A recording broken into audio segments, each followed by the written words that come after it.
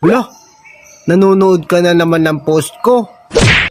Tapos mamaya sasabihin mo na naman, ikaw na naman ang pinapatamaan.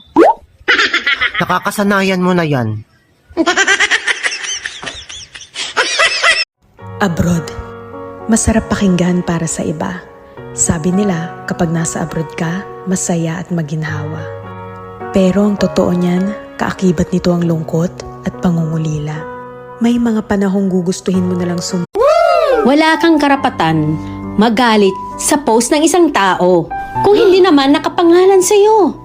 Pero kung tinamaan ka, problema mo na yun. Uy, lagi niyo daw akong topic. Nakakaloka. Hindi pa ako artista, may fans na ako. Ano?